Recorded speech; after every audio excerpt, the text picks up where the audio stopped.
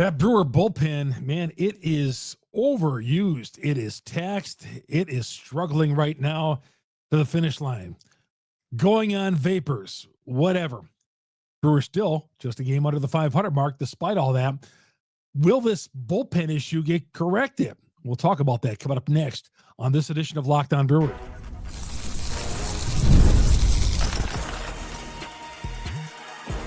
You are Locked On Brewers, your daily Milwaukee Brewers podcast. Part of the Locked On Podcast Network, your team every day.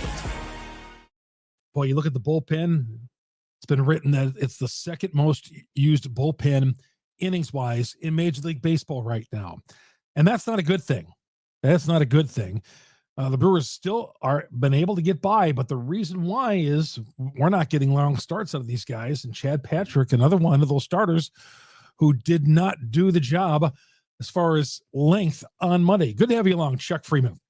Locked On Brewers, part of Locked On Podcast Network. We are your team every day. Thanks for making us your first listen to every day on Locked On Brewers, whether you're driving to work or whatever you're doing early in the morning, getting out to do a job maybe that you can't stand. Well, at least I'm hoping the 30 minutes of Brewers Talk Daily can help brighten up your day. At least I hope so. I don't want to make it worse. The Brewers bullpen, though, the team is right now, okay, they're a game under 500 mark. A game under the 500 mark. And I've said, yeah, I'm surprised that given the fact that the bullpen has been taxed and given the fact that, you know, several of these guys, I mean, you look at a number of these guys been in mammoth slumps this year. You know, 0 for 24 for a starting player on this team is becoming a ritual. I mean, you can go right down the list, and there are several guys who've gone through that so far this year. But here we are. The Brewers still 6.5 games out behind the Cubs. And we're going to talk later on about maybe looking at the wild card. We'll get to that.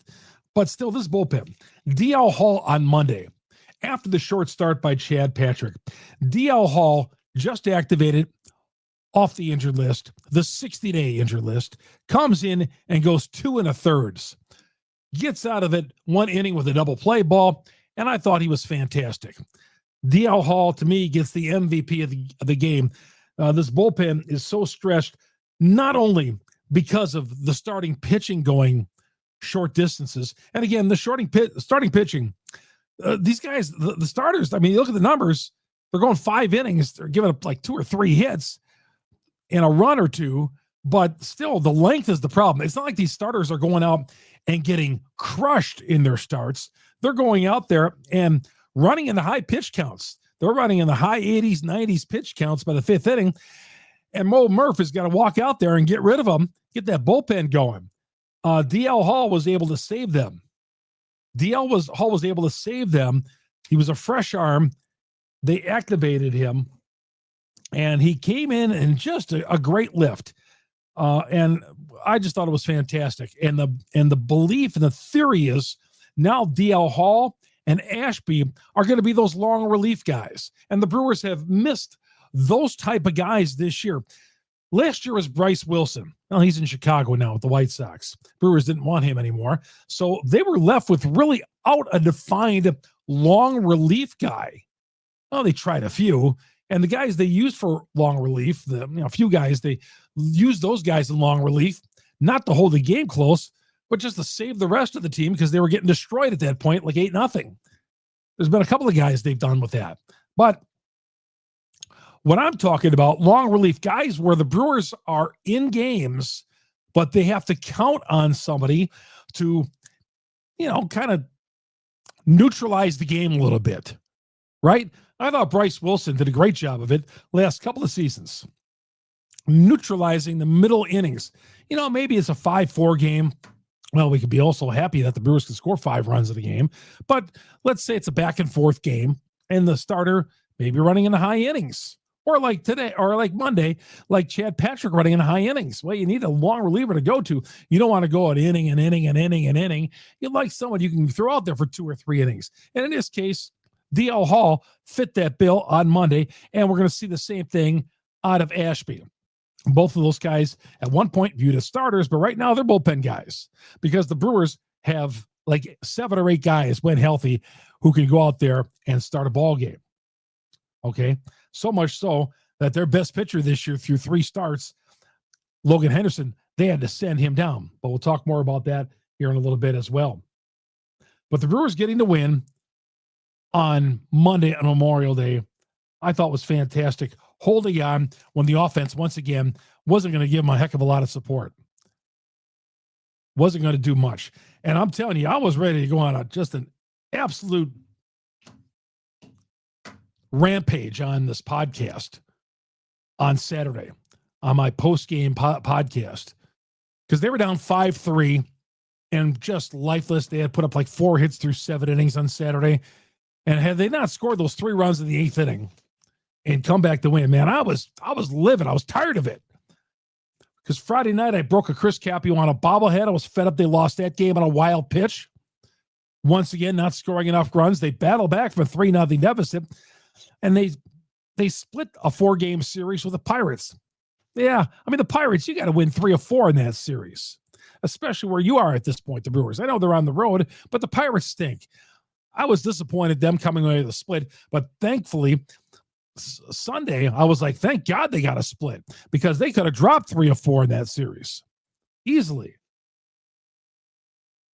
had they not rallied and won on Sunday.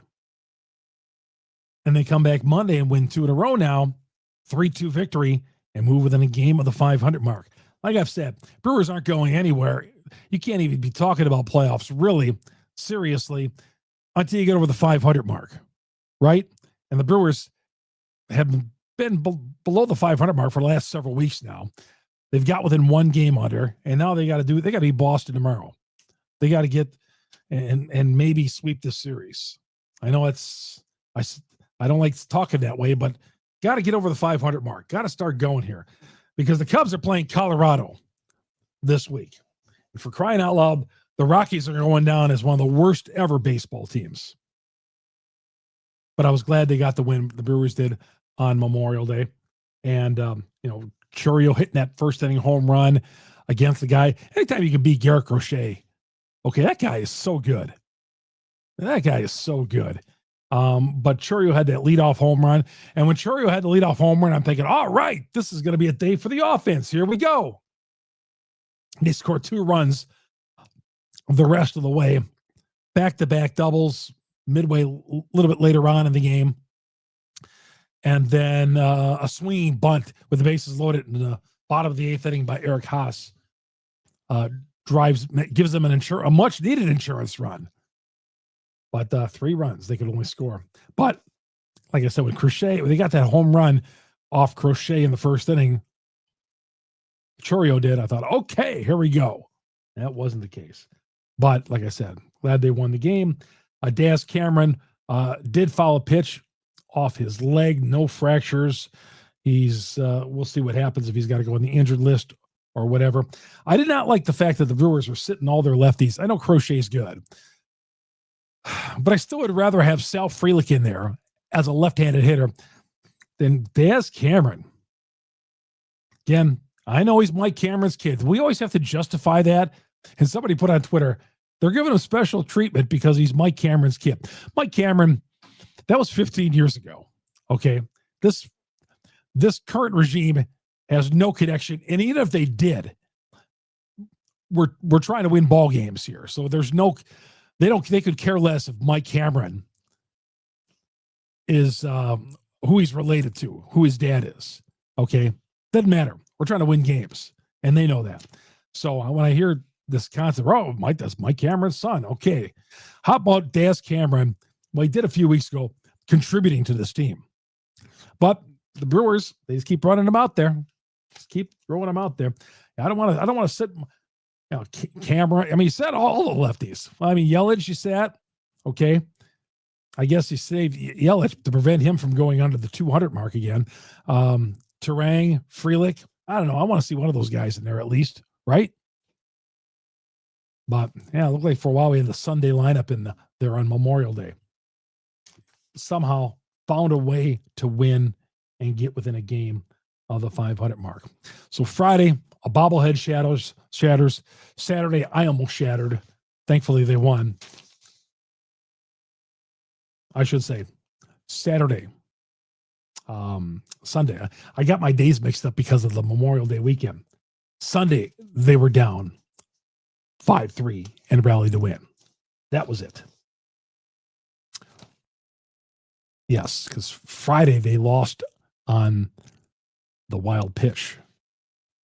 Yeah, Friday they lost. So I had that right. That's when I broke my first bobblehead of the weekend. All right. We come back.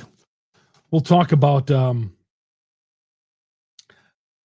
the fans turned out in droves on Monday, and that tells you something right there.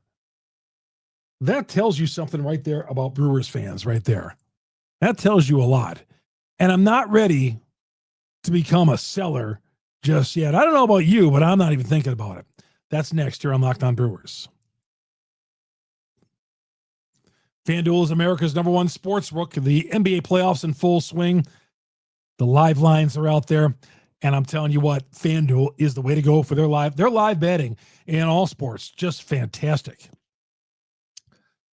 FanDuel makes it easy to stay in the game. Let's say you want to go on Milwaukee and Boston this week, and man, you don't get to your phone by 6:40.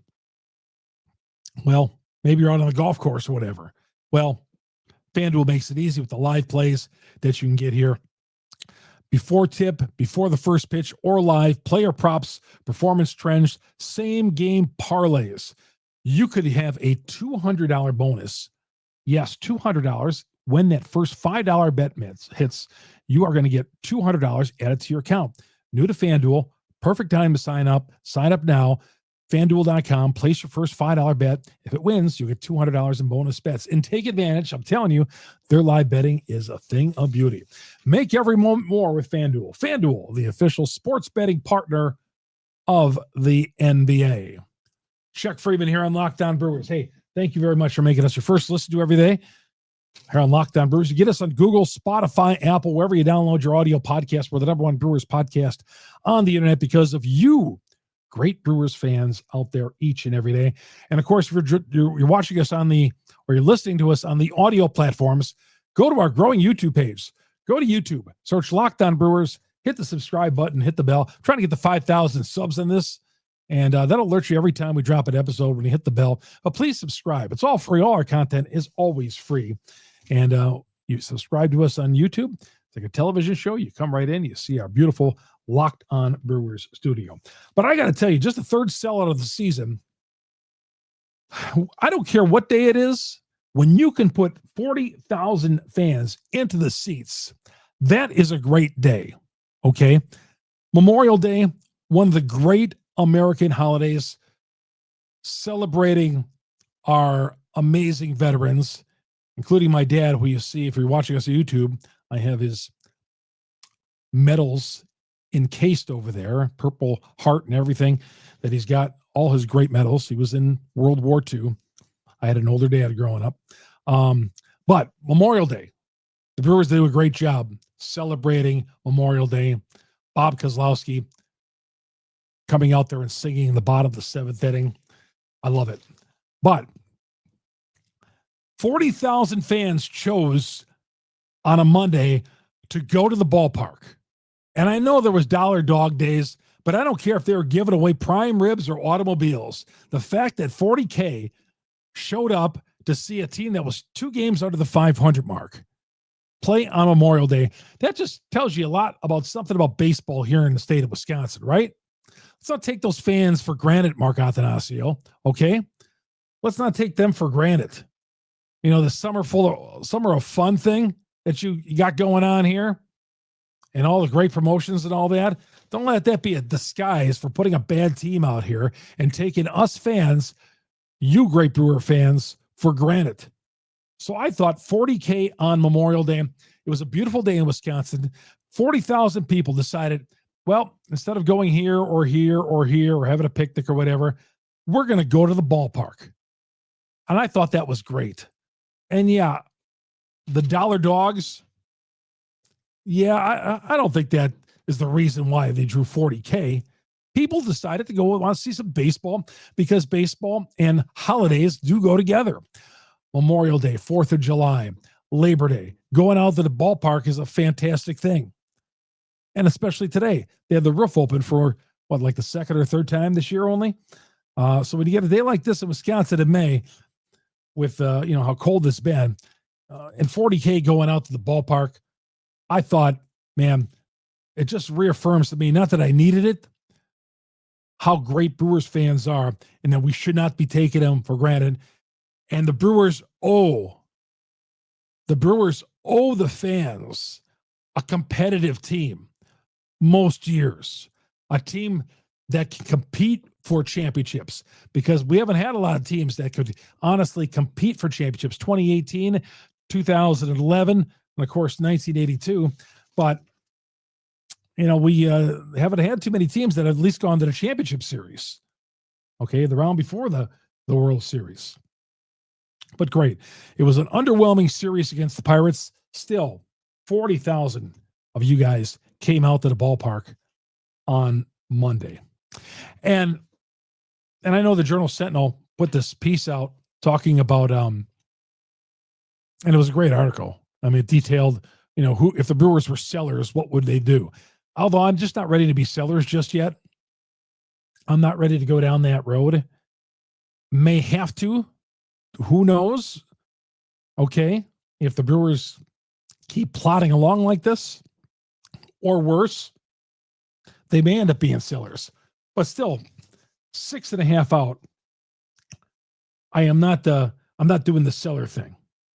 Not doing the seller thing, but they list a bunch of players. I mean, pretty much everybody's for sale, not named Jackson Churio on this team, if they would become sellers, right?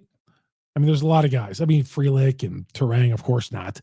But veterans, guys who've been around the year, the Reese Hoskins of the world, Freddie certainly, but not even thinking about that. We can't think that way. All right, we come back. We're going to touch on, should the Brewers, though?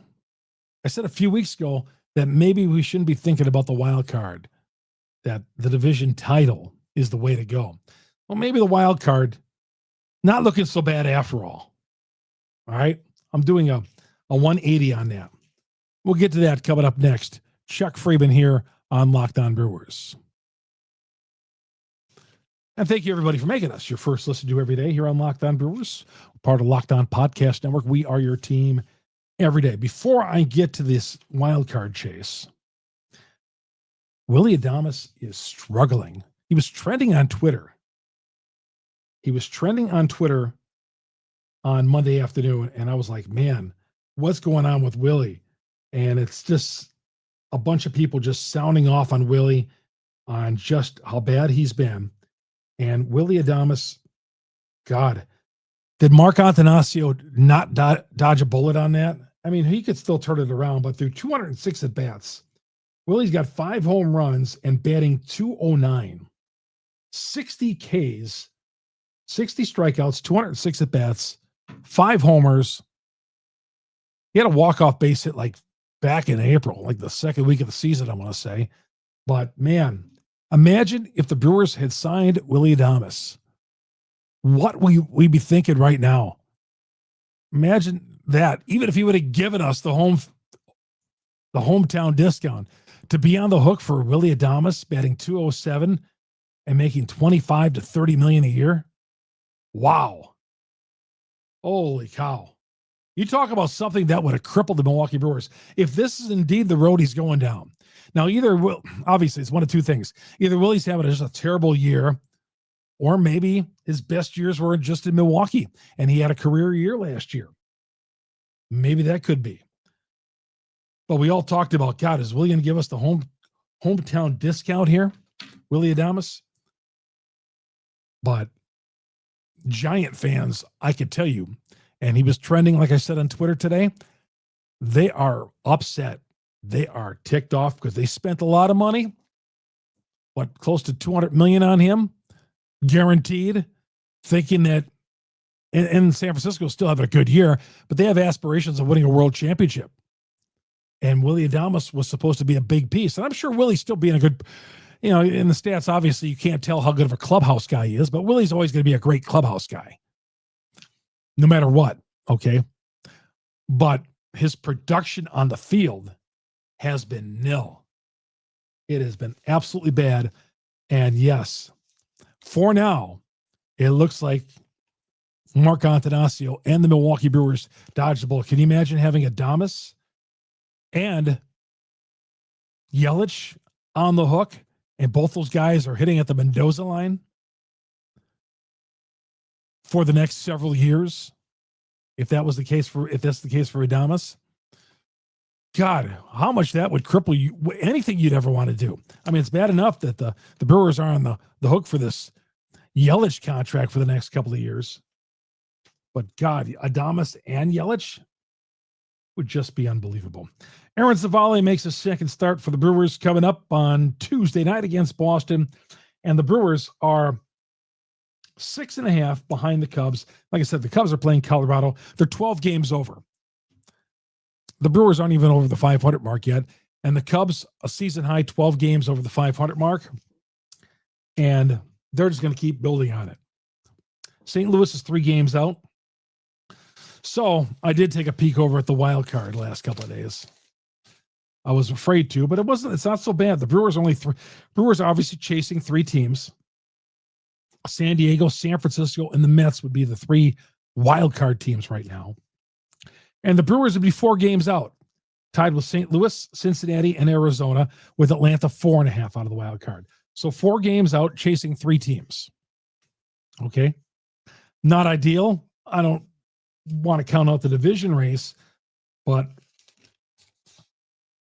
part of me feels like the Cubs are going to run away with this thing. And maybe the Brewers have to settle for the wild card,